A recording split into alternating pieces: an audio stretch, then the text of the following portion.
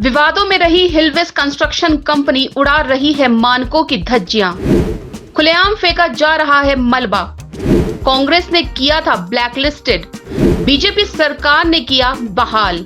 हिलवेस construction द्वारा श्रीनगर में बनाया चौरासा पुल टूटा, 6 मजदूरों की गई जान। हिलवेस कंस्ट्रक्शन द्वारा ऋषिकेश बद्रीनाथ हाईवे पर 30 मीटर बनाया पुश्ता गिरा। हिलवेस कंस्ट्रक्शन द्वारा मध्य प्रदेश में 45 किलोमीटर के लिए 200 पेड़ों का किया गया अवैध कटान। 2013 में कांग्रेस सरकार ने किया था हिलवेस को ब्लैक लिस्ट और अब बीजेपी ने कर दिया बहाल। टनकपुर तवाघाट राष्ट्रीय राजमार्ग में हिलवेस कंस्ट्रक्शन कंपनी ऋषिकेश के द्वारा मानकों की धज्जियां उड़ाते हुए चौड़ीकरण का कार्य किया जा रहा है और चौड़ीकरण के पश्चात निकले मलबे को डंपिंग जोन में डालने की बजाय सीमा से सटी काली नदी में फेंका जा रहा है।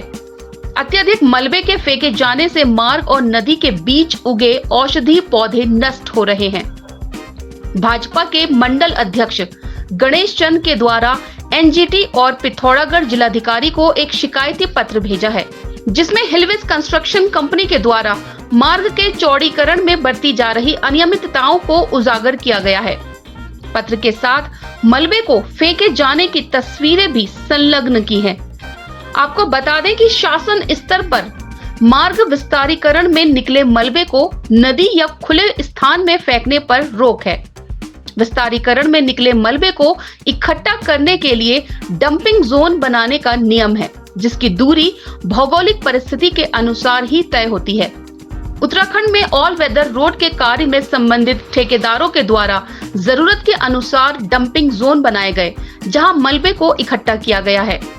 डंपिंग जोन बनाने और मलबे को एकत्रित करने की पूरी जिम्मेदारी संबंधित ठेकेदार की ही होती है, लेकिन टनकपुर तवाघाट राष्ट्रीय राजमार्ग जो नेपाल से सटा हुआ है और बेहद संवेदनशील है, जहां राष्ट्रीय राजमार्ग से लगी हुई काली नदी बहती है, भारत और नेपाल की सीमा को विभाजित करती है। इसी नदी के किनारे कई प्रजाति के औषधीय पौधे लगे हुए हैं, जिनके ऊपर हिलवेस कंपनी मलबे को डाल रही है और स्थानीय प्रशासन चुप्पी साधे बैठा है। टनकपुर तवाघाट मार्ग के विस्तारीकरण हेतु ऑनलाइन टेंडर करवाए गए थे। 38 किलोमीटर के विस्तारीकरण के लिए विभाग द्वारा प्रस्तावित कीमत 400 करोड़ रखी गई थी, जिसमें हिलवेस कंस्ट्रक्शन कंपनी के द्वारा 400 करोड़ का काम 280 करोड़ में करने की बिड लगाई गई।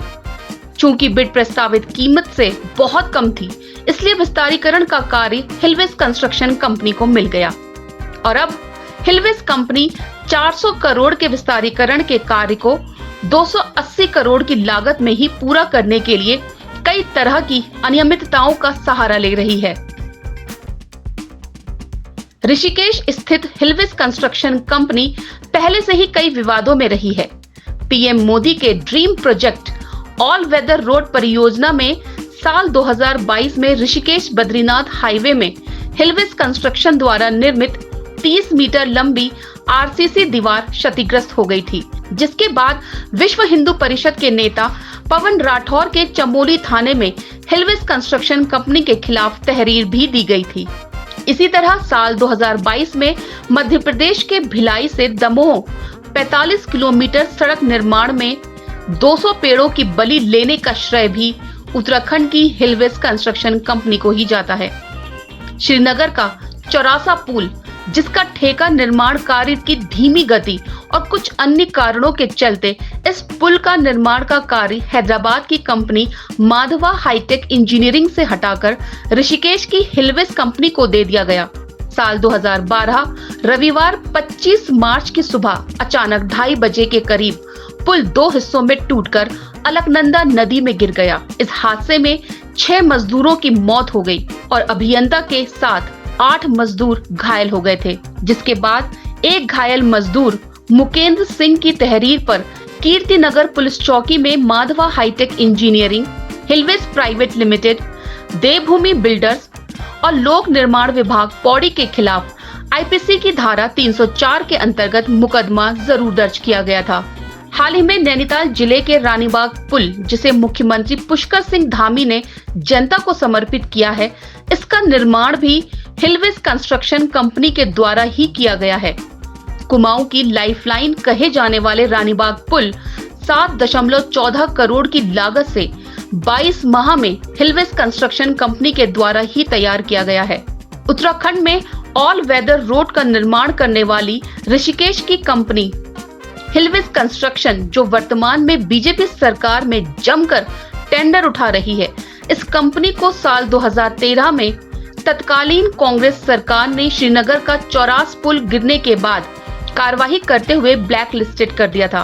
बीजेपी सरकार आने के बाद हिलवेज कंस्ट्रक्शन कंपनी को दोबारा बहाल कर दिया गया और अब करोड़ों के टेंडर भी दिए जा रहे हैं। ऐसा लगता है कि वर्तमान धामी सरकार को न तो जनता की चिंता है और न ही पर्यावरण की। अगर ऐसा होता तो विवादों में घिरी कंपनी को कभी भी संवेदनशील इलाकों में निर्माण कार्य देने की भूल सरकार नहीं करती। जबकि उत्तराखंड में कई बड़ी कंपनियां हैं जो बेहतर निर्माण कार्य करने के लिए जानी जाती हैं।